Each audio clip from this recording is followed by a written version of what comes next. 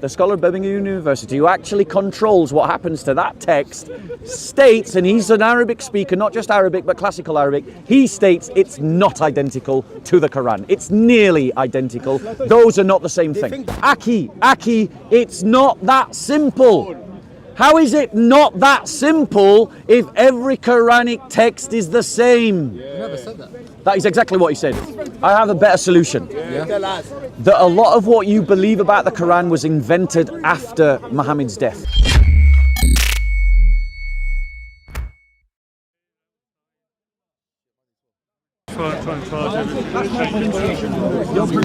Your pronunciation, it's better. No, there's a difference between Illah and Allah. What does that say?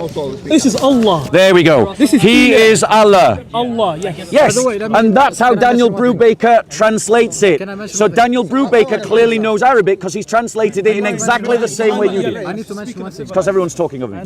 So I'll try to lower my voice. You're quite right. I'm sorry for shouting. So let's be clear, right? You even before I got to that sentence in the book, translated it identically in the same way that Dr. Daniel Brubaker translated it. Right. So that the reason why I'm referencing that is I'm showing you that clearly Dr. Daniel Brubaker knows his Arabic. Shall I be honest with you? Shall I be honest with you? Yeah. Are you ready to be criticized on evidence you brought up, or do you want no one? Yes, of course. But let me finish. I'll just touch on the So what? I'll Go on. be done in 10 seconds. Yeah. You said me translating Daniel Brubaker's claim shows that even if I show that to my little brother, he knows it. So it doesn't mean you're qualified. It just says he is Allah. Right, can I reply to that? Because okay, I'll let you reply to it. So my point is that I am the fact that your little brother knows it and that you know it and that Dr. Daniel Brubaker also knows it shows that Dr. Daniel Brubaker is being fair with the text. Okay, yeah. Right. So let us progress the argument because Go interrupt on one thing though. Yeah. Because I've seen. I'm not speaking on this one in particular, but I've seen this in general.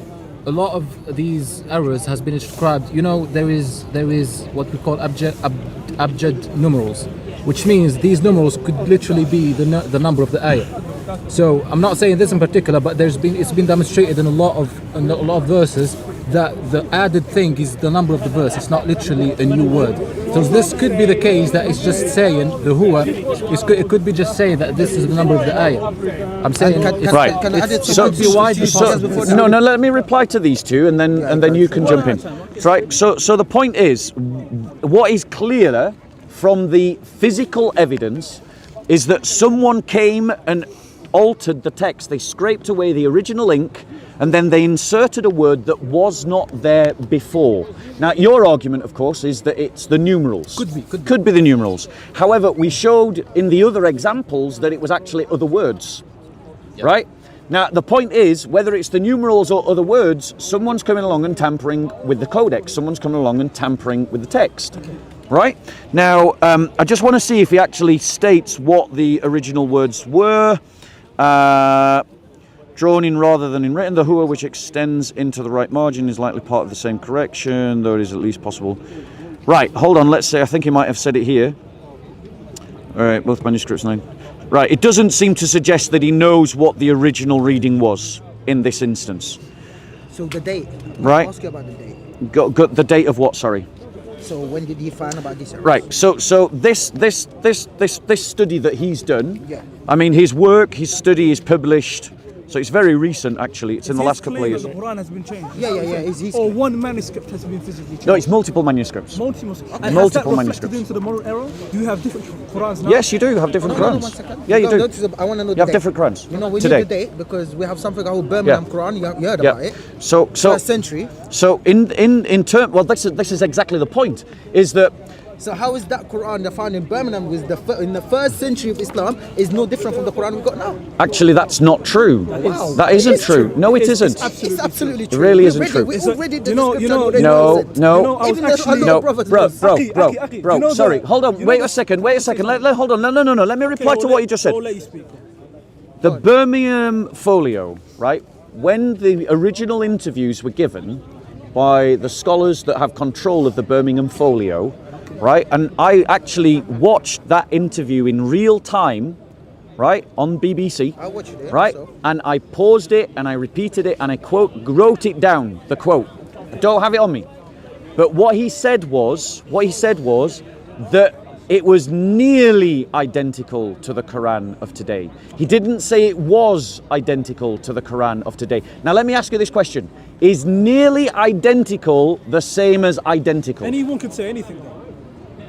Does he have evidence to provide? No, answer my question. I read it, Does he when have- I see the text in the Birmingham, I looked at it in my own, so I read and write Arabic, so I don't need someone to tell me. He's a scholar, bro. Yeah, I don't care. I read and write Arabic, so he can be a scholar. Reading and writing has nothing. Remember what the guy said about going to people of learning? No, of course you meant to. I'm not saying that you're not meant to understand everything. You don't need to scholar to. I'm still waiting for you to answer my question. Yeah, when I read that in the Birmingham Quran, I'm still waiting for you to answer the Quran me. I got now is the same. So here's my question There's again. no difference. So here's what I He actually said asked you. something, but I read the All right, here's my actual question. You didn't answer.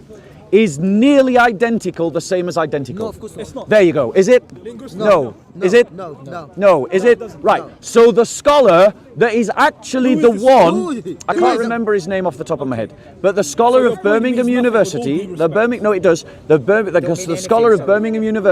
scholar of Birmingham University, who actually controls what happens to that text, states, and he's an Arabic speaker, not just Arabic, but classical Arabic, he states it's not identical to the Quran. It's nearly identical. Those are not the same They thing. think the Arab so Christian we've or let all you of these speak. people, they're going to let We've that let you go. speak. When I wanted to respond to his point, you said you wanted to touch on that point and we'll listen. Yeah. I'm going to read it. Yeah. That's the With all language. due respect, We're not going to fool them. scholar, They are not. Akhi, let me just prove a point. Let's say me and you speak English, and there's one page of text, and we need to find out if this page of text is similar to the original. You speak English and I speak English. However, I may be a bit more proficient in it than you. We can get 10 guys. That's 100%. It doesn't take a scholar to find out if there's a word missing or a change in the text. That's fact. He could proofread it. He could proofread it. So if a scholar comes, Salah, what we do? all the scholars, many of the people who give da'wah over here, who read Arabic clearly, they would have noticed. So, It's not in the- Okay, and- can I- and what do until we you do? give us the Can I name, reply to that? it means nothing. Can I reply And to that? even, no, let me just finish. Let him finish, sorry. Even if you do bring his name, he has to be a trusted scholar. He has to be a known scholar, and he Yeah. has to No one to actually us, have and then we have credentials. money. Yep. See the difference. That's what we have. So Trusted and let me reply to that. You didn't provide any. Okay, well, I'm sorry that you're not listening to the evidence that I'm providing, but the evidence is there. Firstly, let's be honest. Claiming that they've got to be a trusted scholar is a bit of a non sequitur argument. And the reason why it's non sequitur is because here is a scholar that's telling you your text of the Quran has been changed, and obviously you're going to say that he's not a Remember, trustworthy the people scholar. that write the Bible You are said, anonymous. no, sorry, you asked for me to let him finish. Now show me the same courtesy. Now show me the same courtesy. Right. So the fact of the matter is, he's saying you've got to trust that you've got to use a trusted scholar. Well, I trust Daniel Allen Brubaker, PhD. But you guys are going to say he's not a trustworthy scholar. So appealing to trustworthy scholars is just a way of saying I only believe those scholars that say what I want to hear. Right? Now, let me finish. Let me finish. Because I don't know if any one of you witnessed it, but Muhammad Hijab, right, had a Muslim scholar called Dr. Yasser Qadi on his YouTube channel, Yeah, I see it. right? And the interview, he asked this question to Dr. Yasser Qadi. He said, Dr. Yasser Qadi, if I give you a blank mushaf, what's a mushaf? No, it's an empty book. There we go. That's what a mushaf is. What would you write in it? Now, the obvious answer that Dr. Yasser Qadi should have said, is something like, well, the text of the Hafs Quran that was published in 1924 in Cairo. But he didn't say that. What was Dr. Yasser Qadi's reply? He said, Aki, it's not that simple. How is it not that simple if every Quranic text is the same? You never said that. That is exactly what he said. I said that. No, Dr. Yasser Qadi said that. He's kafir. We don't even take his Oh, he's kafir. He's kafir. So there you go.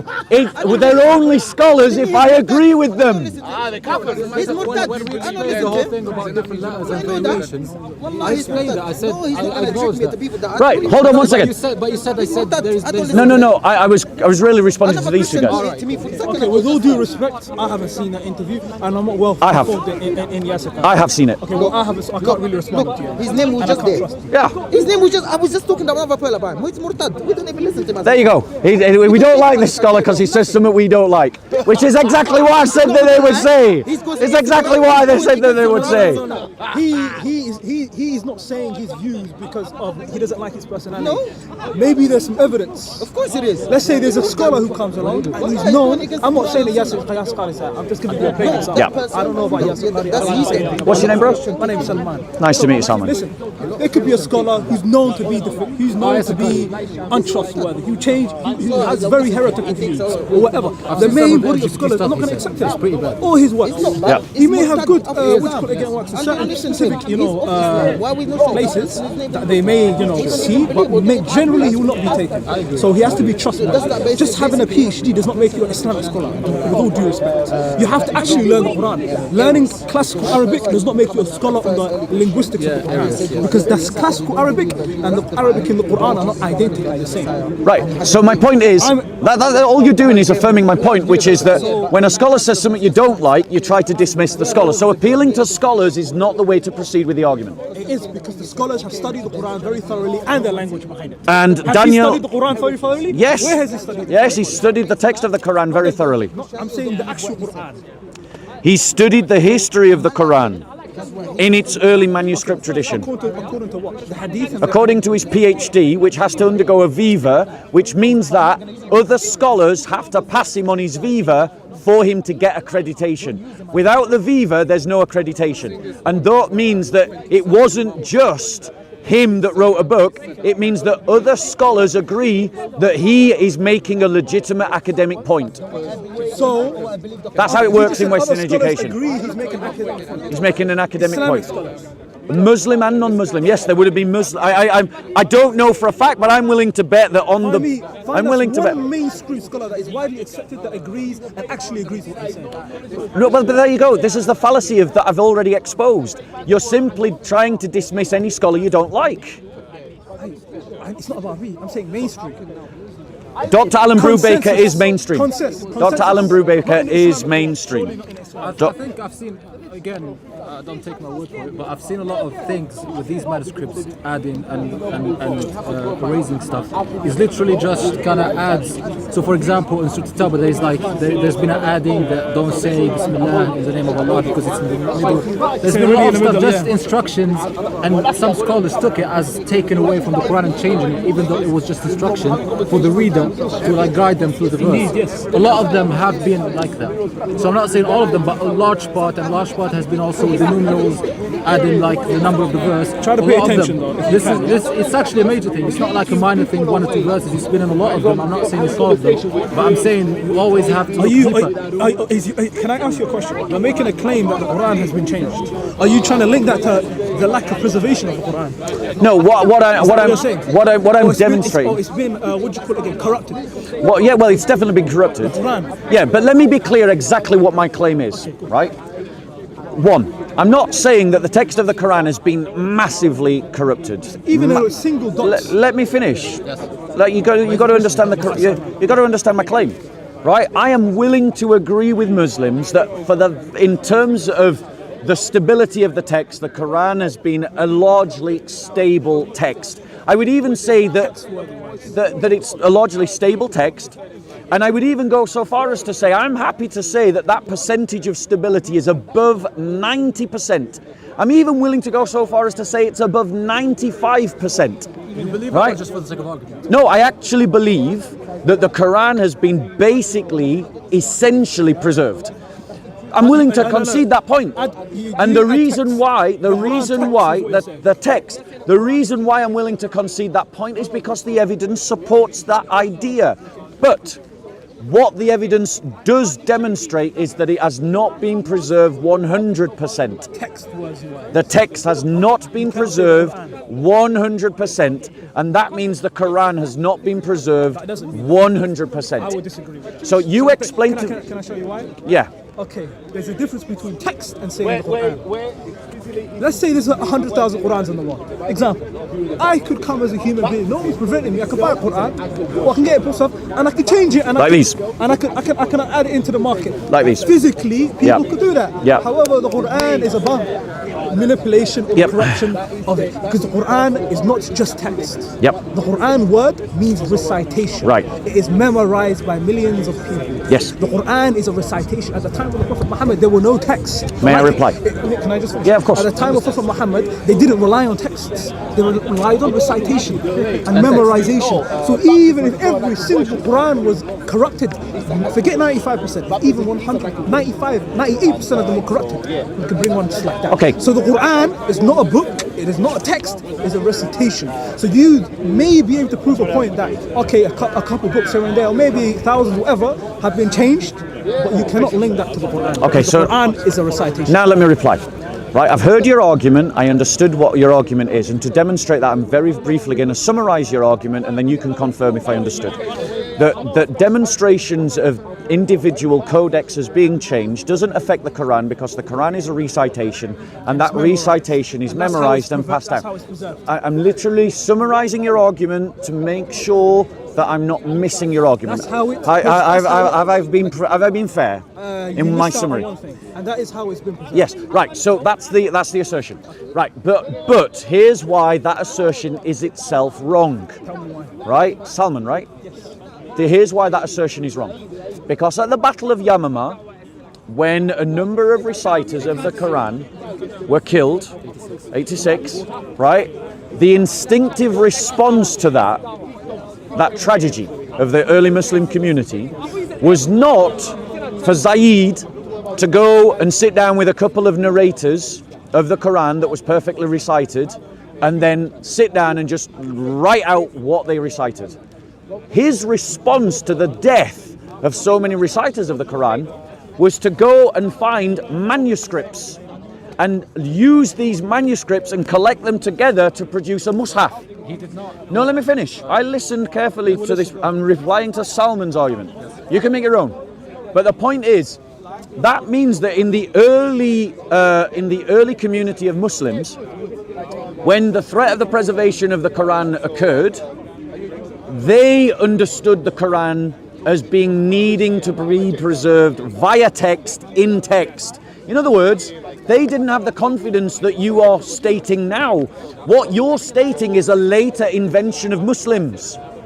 Muslims at the time of Muhammad, if you believe the hadiths, didn't have that confidence. Because if they did, then Zayd bin Thabit would have just sat down with 4 or 5 reciters, because he's got his witnesses then, and just write down everything that they said. But he didn't do that. He went out and he looked for fragments, bones, leaves, and then he compiled it into a mushaf. This was after Uthman. No, this was at the time of Uthman. Before his lead. Abu Bakr and Uthman both. Yeah, this is after Abu Bakr. This is at the time of Uthman, after the Battle of Yamama. Right? No. Now, my point to you is, therefore, that what you're saying is a later Muslim invention. If you believe your hadiths. If you believe your hadiths, then that means that the Muslims, and also this as well, one final point and then I'm done. I've been to mosques when they are teaching the recitation of the Quran so that people can memorize it. And in every single one of those examples, and I've seen 3 examples with my own eyes, they're using a text. So in other words, when you're saying, oh yes, Muslims have learned to recite the Quran, well, the obvious question is, how did they learn to recite the Quran? And all of them learned to recite it using a text, which means that the security of the recitation is connected to the security of the text. If the text has changed, the recitation is changed. I'll address your both points, and I'll address the second one before the text is always beneficial. It always makes things easier to use the text and the recitations. Yeah. However, for me personally, for example, I've memorized a lot of the Quran just by hearing it. Yep. Never even opened the book. So you can use both. It's not a case of you are dependent on the text, but the text certainly can help you to be more concise. Makes things easier. Yeah. However, to address your first point, which is taking the verses from the bones and from the leaves and from basically manuscripts, that is to show how careful they were with the preservation of the Quran. Because you cannot imagine if he took 4 men, for example, and one of them makes a mistake. But in order for him to be more careful to be more careful. What he did is he took from multiple places. He took the text and he took the recitation and then he put it in the book. Because if he imagine having the responsibility to write down the Quran for all people. I think that is actually one of the scary things, because that's why he was scared. Yeah, he said you're asking me to do something that Muhammad didn't do. No, it's like asking me to carry the weight of a mountain or something, or move a mountain. That's not what he said. What he said is, it would be easier if you asked me to carry a mountain. He did not say. That was more or less what I just said. I was paraphrasing. No, you said he said the Prophet did not do it. He did not. Zayd did not say that. Yeah, Zayd said you've asked me to do something. That's Abu Bakr was. That's what Abu Bakr said. Oh, okay, Zayd fair did not enough. say that. But I'll anyhow, stand corrected. Thank you. But the point is, that is only showcases how careful they were, because they were so afraid of making a mistake, even though it was very unlikely that they made a mistake. That's why they used all these sources to make sure that everything is on point. Right. Can I reply? Yes. Before I reply, is there anything you want to add or take away from what he said? Yeah, I wouldn't add anything. Okay. So my reply to that is this. In the same hadiths that you use to believe in the compilation of the Quran, those same hadiths talk about certain surahs of the Quran being larger than they are now currently found.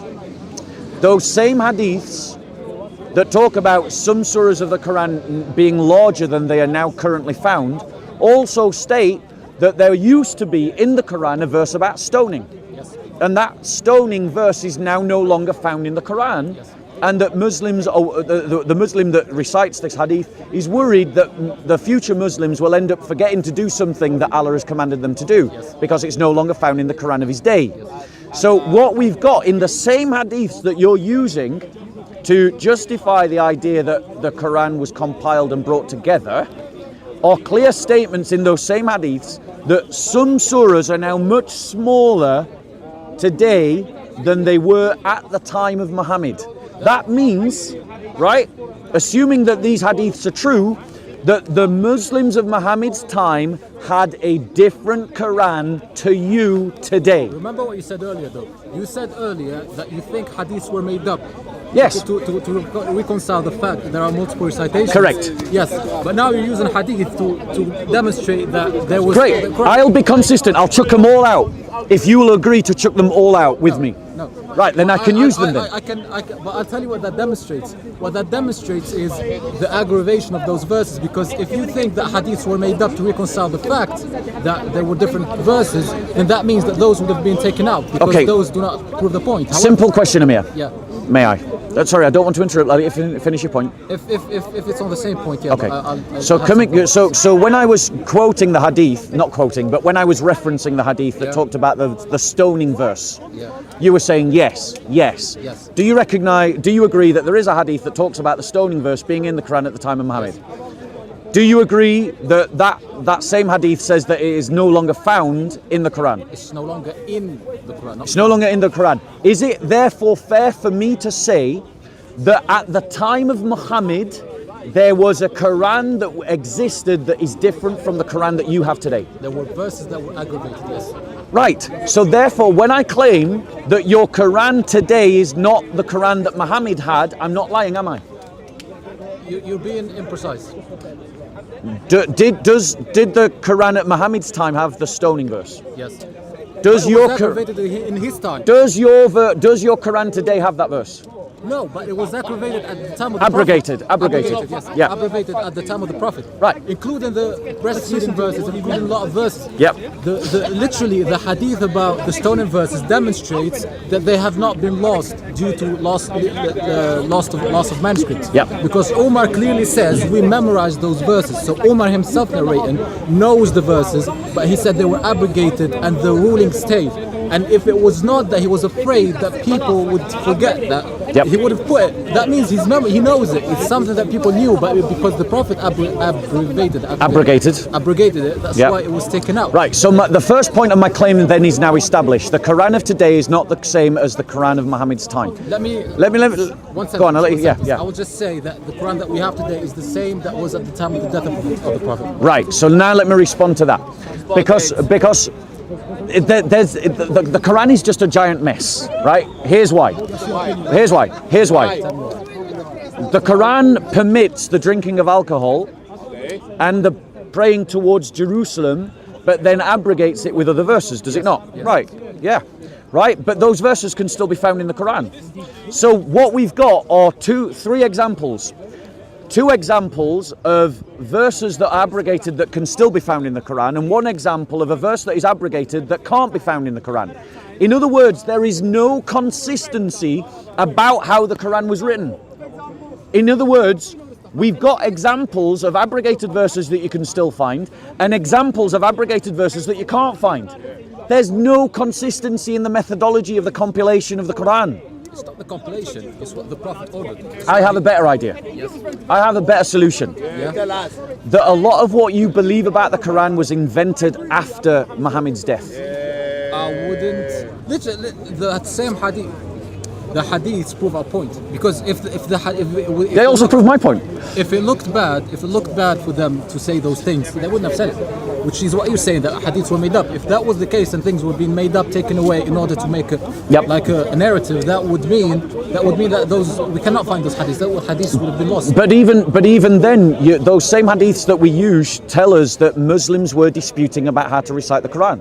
Yes. Remember when the Muslim armies were on the verge of invading Armenia, and not the companions, but the leaders of the armies went back to the companions and said, save the people because they're arguing over how to recite the Quran. Yes. Why would you argue? Now remember, this is after the death of Muhammad. Yes. Right? Because you said, and so I'm responding to your argument directly, you said, okay, the Quran that was around when Muhammad was alive is different from the Quran that we have today, but it is the same as the Quran that was there at Muhammad's death. Yes. But the hadiths that we're using also state that after Muhammad's death, Muslims were arguing about how to recite the Quran. Yes. And they were falling out with one another. Islam was spreading. Right. So my point to you is, your own hadiths are saying that even after the death of Muhammad, Muslims were arguing about how to recite the Quran. That is why we go back to authoritative figures, because due to the large and quick spread of Islam, it was natural that these things would arise. That's why we go to authoritative figures such as Zayd, such as Uthman, and they're the ones who know, who has been there from the beginning, who understand these things, and the newbies who come newly into Islam and have some disputes and someone heard this and someone heard that. Their opinion is not as valid as the ones when you go back to Uthman or Zayd. That's why we take them over the new people. Okay. Does that make sense? Yeah, it makes sense. Okay. But for me, what this demonstrates, this for me confirms my essential argument, which is that the Quran has largely been preserved. And I'll even go further and I'll say that the essential message of the Quran is completely uncorrupted. The essential message of the Quran is definitely there. It has not been changed. The idea that there's one God, that Allah is that God, that Muhammad is his prophet, that Allah is one, that he doesn't have partners, that you shouldn't commit shirk. I accept that has been preserved. Right? But the idea, the claim that Muslims make that the Quran has been perfectly preserved, for me, dot for dot, word for word, which is people like Zakir Naik, Shabia Ali, Ahmadi Dat, Mansour, Muhammad Hijab, Amir, all of these people that make that claim are wrong. The evidence supports that the Quran has been subject to small change. Text-wise, and I already told you the Quran. Both text and qiraat, so both text and recitation. Maybe, I've witnessed it, yes. Tones and everything. Yes. Even that. I was watching a show the other day and they were reciting the same surah and they were doing it in different tones. Forget dialects, the tones have been preserved. So the great. words. Okay, so let me reply to that, because this demonstrates my other point. Right? So Amir already knows this example. But in the Wash version of the Quran, in a particular surah and ayah, and forgive me, I don't have it on me, so I can't show you exactly where it is. It talks about the prophets or the holy men fighting in the way of Allah. But in the Hafs it says that they die in the way of Allah. Now, would you agree with me that there is a difference between fighting and dying? They are not the same thing. You can fight and die. You can fight and die, but I'll tell you how. Yeah. If you went and fought in the way of Jesus, for example, and you died, if I say you fought in the way of Jesus, that's not a lie. right. But answer me this: is fighting the same as dying? No, it's not the same. Right. So when you've got one version of the Quran that says that they fought and another version of the Quran that says they It's died, the translator's problem. no, it's in the Arabic. It's not translation. It's not a translation. Yeah, It's in the Arabic. It's both qira'ahs. It's both. It's in the Arabic. Both are So that means that in that particular verse, in that particular story, one version of the Quran gives a slightly different meaning than the other version of the What's the Quran. word say- used here? قاتل وانقتل. قاتل وانقتل. One qutilu. Yeah, One is qutilu and one qatil. is qatilu. Yes. Yeah. Okay, but the root is the same. Even I remember the Arabic. But it's the same.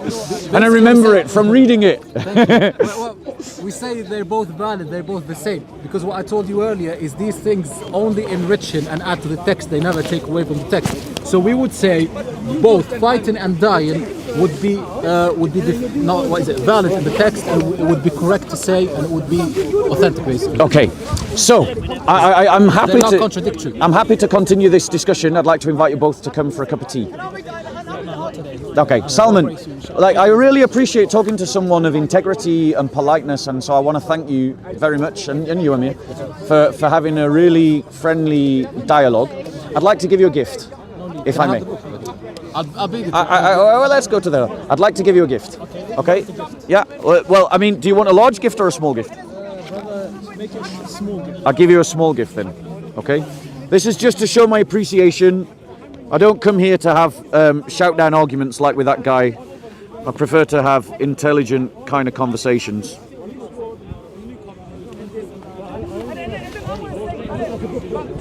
Okay, there you go. Little gift, just to show my appreciation. We'll see. I'll read. Yeah, and if you wanna come and talk to me again, Salman, I'd really love to talk to you again.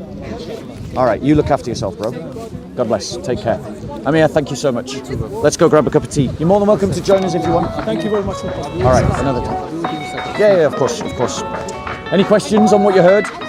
Peace be with you, bro.